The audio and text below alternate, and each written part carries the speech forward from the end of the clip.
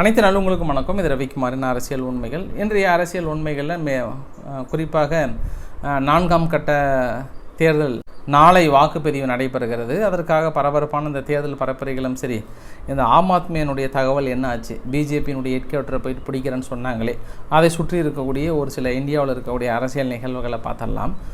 பார்க்க போகிறதுக்கு முன்னாடி தமிழ்நாட்டில் குறிப்பாக மே 22 காற்றழுத்த தாழ்வு பகுதி உருவாகும். அடுத்த 5 நாட்களில் தமிழகத்தில் மிக கனமழை, என்ன மழை, மிக மிக கனமழை வரும்னு எச்சரிக்கை கொடுத்துருக்காங்க. ஒரு ரெட் அலர்ட் கொடுத்துருக்காங்க. இந்த ரெட் அலர்ட்டில் கொஞ்சம் கேர்ஃபுல்லாக இருந்துக்கோங்க. முடிஞ்சால் வீட்டுக்குள்ளேயே கொடையோட உட்காருங்க. அது ஆல் தி பெஸ்ட் அப்படின்னு என்னால் முடிஞ்சால் சொல்ல முடியும். ஸோ அந்தளவுக்கான மிக கனமழை. அங்கங்கே பரவாயில்ல, மழை பெஞ்சிட்டு தான் இருக்குது. இது பரவாயில்லைங்க. ரொம்ப வெப்பத்தால் பாதிக்கப்பட்டிருந்தோம். டெம்பரேச்சர் ரொம்ப அதிகமாகிட்டு வீட்டிலே அப்படி உள்ளே தூங்க முடியாத புழுக்கங்கள் ரொம்ப அதிகமாக இருந்தது. ஸோ டக்குன்னு டெம்பரேச்சர் நல்லாவே குறைஞ்சிருக்கு. அந்த வகையில் இந்த வருண பகவானை எதிர்பார்த்து காத்து கொண்டிருக்கிறோம் அப்படின்னு தான் நம்ம சொல்ல முடியும்ல. ஸோ மழை நமக்கு தேவை. நிறைய பதிவுகள் நம்ம பார்க்க வேண்டியது இருக்குது. ஸோ வீடியோக்குள்ள பொறுத்தவரை நீங்கள் நம்ம சேனல் சப்ஸ்கிரைப் பண்ணலாம், சப்ஸ்கிரைப் பண்ணிட்டு வாங்க. மறக்காம பெல் பட்டன் கிளிக் பண்ணி ஆல் ஆப்ஷன்ஸ் கொடுங்க. வீடியோக்குள்ள போகலாம்.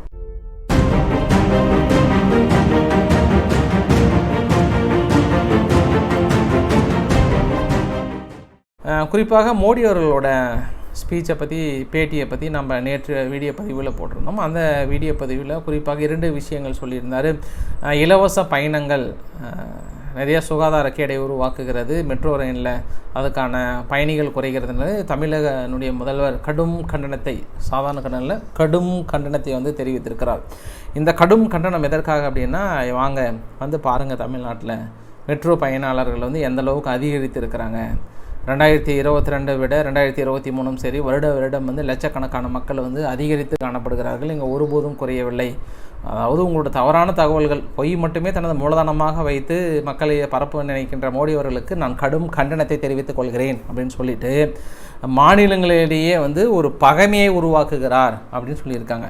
ஏன் அப்படின்னா, குறிப்பாக இந்த தமிழ்நாடு, கர்நாடகா, கேரளா போன்ற மாநிலங்கள் உத்தரப்பிரதேச மக்களை வந்து ரொம்ப இழிவாலாம் பேசிட்டு இப்போ வந்து எந்த முகத்தை வச்சுக்கிட்டு ஓட்டு கேட்குறாங்க அப்படின்னு இருக்காங்க. அவர் எந்த ஆங்கிளில் சொன்னார் அப்படின்னா, இதற்கு முன்னாடி நாங்கள் கட்டுற வரி ₹1 அப்படின்னா எங்களுக்கு 22 பைசா 30 பைசா கொடுத்துட்டு அவங்களுக்கு உத்தரப்பிரதேசத்துக்குலாம் வந்து மிக அதிகமாக கொடுக்குறீங்க, அது உத்தரப்பிரதேசத்தில் இது வரைக்கும் என்ன வளர்ச்சி இருக்குதுன்ற மாதிரி அப்படி இப்படி அது மாதிரிலாம் வந்து நிறைய விஷயங்கள் வந்து இங்கே எங்களுக்கு வரி குறைவாக கொடுக்குறங்க, யார் கஷ்டப்படுற பணம் யாருக்கு போகிறது, எப்படி நீங்கள் அவங்களுக்கு கொடுக்கலாம் அப்படின்ற மாதிரி வந்து மாநிலங்களுடைய வரி பகிர்வு வந்து சரியில்லை, இது வந்து நாட் குட் அப்படின்னு இந்த குறிப்பாக தமிழ்நாடு, கர்நாடகா, கேரளா, ஆந்திரா, இவங்கெல்லாம் ஆந்திரா கூட அந்த அளவுக்கு கலந்துக்கல. கர்நாடகா தான் ரொம்ப விகாரசாக இருந்தாங்க. ஏன்னா கர்நாடகா காங்கிரஸ் இருக்கிறதுனால இங்கே இவங்க 3 ஸ்டேட் தான் ரொம்ப விகாரசாக வந்து சொல்லியிருந்தாங்க. இந்த ஒரு பாயிண்ட் எடுத்து அங்கே சொல்லியிருந்தார். அதனால் மீண்டும் திமுக என்ன சொல்கிறாங்கன்னா, மாநிலங்களே பகைமையை உருவாக்குறது அப்படின்றாங்க. அப்படின்னா இதுக்கப்புறம் திமுக வந்து வரவேற்கிறாங்க. சரி, ஓகே, வரி பகிர்வு என்பது இந்தியாவில் எல்லாம் ஒன்று தான். இப்போ ஒரு வீட்டிலே இருக்கிறாங்க அப்படின்போது, ஒரு வீட்டில் ஒரு பையன் கொஞ்சம் படிக்கலைன்னா அவனுக்கு சிறப்பு சலுகைகள் கொடுத்து படிக்க வைக்கிறதுக்கான கொஞ்சம் சிறப்பு சலுகைகள்லாம் கொடுப்பாங்கல்ல, அந்த ஆங்கிளில் கூட இனிமேட்டு பார்ப்பாங்க அப்படின்னு நினைக்கிறேன் நான் தமிழ்நாட்டில். ஏன்னா இந்த மாதிரி இன்றைக்கி திடீர்னு மோடி அவர்களுக்கு கண்டனம் தெரிவித்திருக்கிறார் திமுகவுடைய தலைவர் ஸ்டாலின் அவர்கள். சரி, அப்படியே நம்ம ஆம் ஆத்மியா கிட்ட கொஞ்சம் போயிட்டு என்னன்னு பேசிட்டு வந்துடலாம். ஏன்னா குறிப்பாக இன்று டெல்லியில் இருக்கக்கூடிய பிஜேபியினுடைய தலைமையகத்தை நோக்கி செலோ அப்படின்ற ஒரு போராட்டத்தை முன்னெடுக்கிறாங்க. இந்த செலோ போராட்டம் எதற்காக அப்படின்னா, நாங்கள் அங்கேயே வரோம், உங்களுக்கு யார் யார் தேவையோ பார்த்து எண்ணி எங்களை கைது பண்ணிக்குவோம், எதுக்கு நீங்கள் அங்கேயும் இங்கேயும் தேடிக்கிட்டு சொல்லுங்கள் அப்படின்னு ஆம் ஆத்மி சார்பாக கேட்குறாங்க. அப்படின்னு இவ்வளோ தைரியமாக இருக்கிறவங்க சம்மன் அனுப்பி டக்குன்னு போக வேண்டியதானே. 9 சம்மனையும் தவிர்த்துட்டு 10வது சம்மன் கூட போகாமல் கடைசியில் கோர்ட்டில் வந்துட்டு ஏன் அதுக்கப்புறம் போனாங்கன்னு தான் எனக்கு புரியல. இப்போ பிஜேபியினுடைய ஹெட்குவார்ட்டர் கிட்ட போய் என்ன கேட்குறாங்கன்னா, நாங்கள் எல்லாருமே உங்கள் கண்ணு முன்னாடி வந்துட்டோம், உங்களுக்கு தேவை ஆம் ஆத்மி பார்ட்டி தானே, பிடிச்சிக்கோங்க, எல்லாத்தையும் அரெஸ்ட் பண்ணிக்கோங்க அப்படின்னு சொல்ல வராங்க. இதில் இன்னொரு விஷயம் என்னென்னா, குறிப்பாக இந்த எலெக்ஷன் முடிஞ்ச உடனே ஆம் ஆத்மியில் இருக்கக்கூடிய அத்தனை பேருமே வந்து கைது செய்வாங்க, அத்தனை கணக்குகள் முடக்கப்படும் என்று எனக்கு முன்கூட்டியே தோணுகிறது அப்படின்ற அளவுக்குலாம் வந்து சொல்லியிருக்காங்க.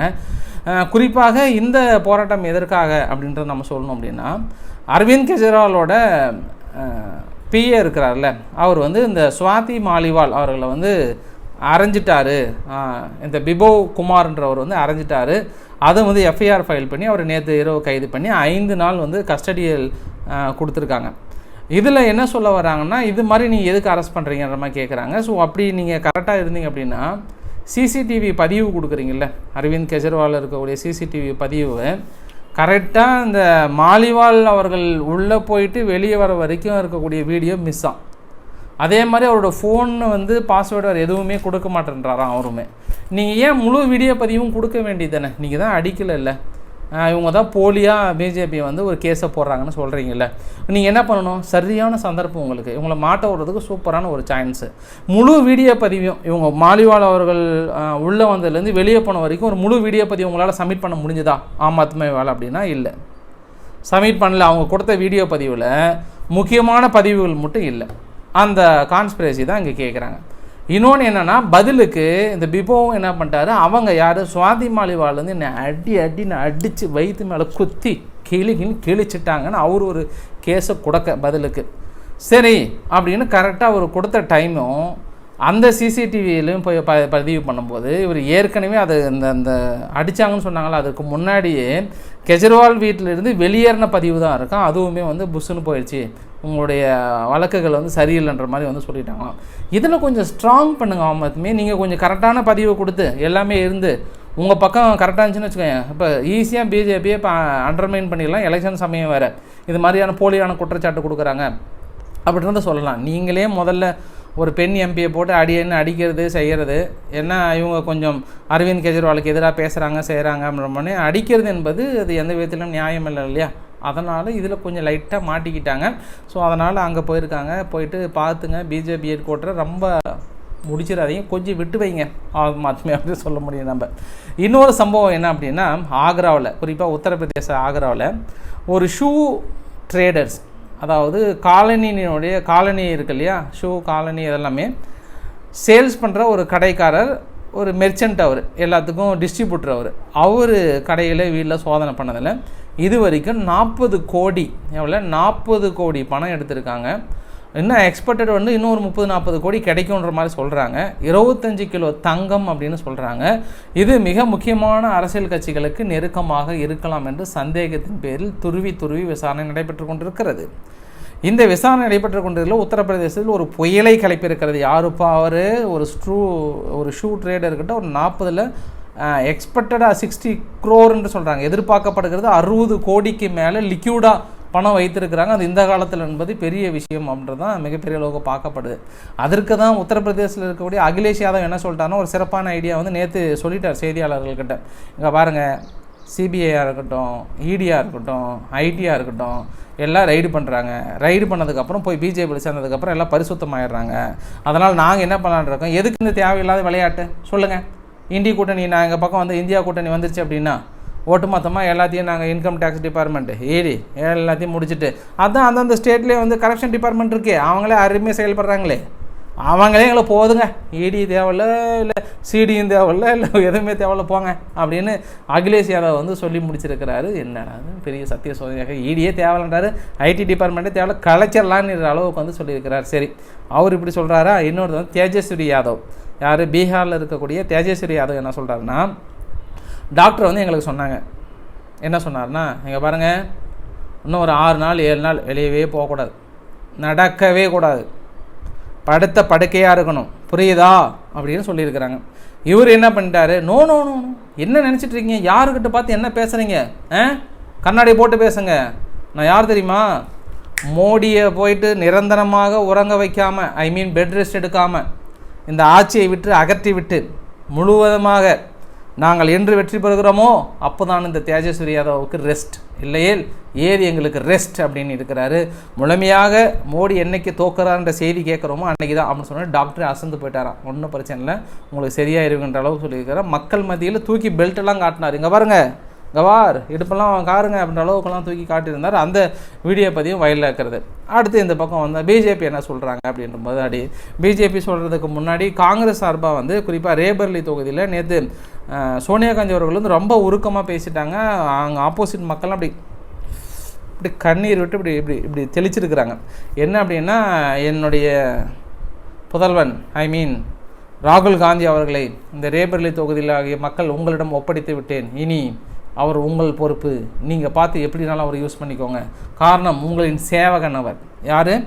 உங்களின் சேவகன். நீங்கள் என்றால் ஓடி வருவார், என்றாலும் ஓடி வருவார். அந்த அளவுக்கு உங்களுக்காகவே சேவை செய்வதற்காக இருந்த மகனை உங்களுக்காக தாரை வார்த்து கொடுக்கிறேன், எடுத்துக்கொள்ளுங்கள் மக்களே அப்படின்ற அளவுக்கு வந்து அங்கே மிகப்பெரிய பிரச்சாரத்தை மேற்கொண்டு அங்கே இருக்கக்கூடிய எவ்வளோ பெரிய தலைவர் நம்மளுக்காக அவங்க பையனையே நம்மளுக்காக அப்படி தியாகம் பண்ணி அதை இப்படி தத்து கொடுத்துருக்குறாங்க அப்படின்னு அங்கே இருக்கிற மக்கள் ஆனந்த கண்ணீர். ஏன்னா காலமாக அது நேருவின் குடும்பத்திற்கு தொடர்புடைய ரேபர்லி தொகுதியில் தனது மகனையே தத்து கொடுத்து விட்டார் சோனியா காந்தி அவர்கள். அளவுக்கு பெரிய அளவுக்கு பேசப்படுகிறது. அங்கே கொஞ்சம் ஆனந்த கண்ணீர் வெடித்திருக்கிறார்கள் அங்கே இருக்கக்கூடிய மக்கள். கொஞ்சம் ஆறாக ஓடியது என்றும் சொல்லப்படுகிறது செய்திகள்.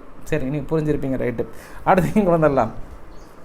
அதில் குறிப்பாக ராகுல் காந்தி அவர்கள் பேசும்போது கூட இன்னொரு விஷயம் சொல்லியிருந்தார்.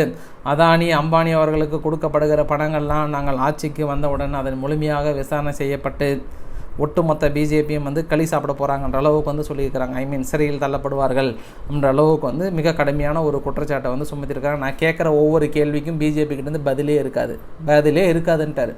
அவங்க வேறு ஏதாவது பதிலை சொல்லி சமாளிக்கலாம், அவ்வளோதான் அப்படின்ற மாதிரி வந்து ராகுல் காந்தி அவர்கள் சொல்லிட்டாங்க.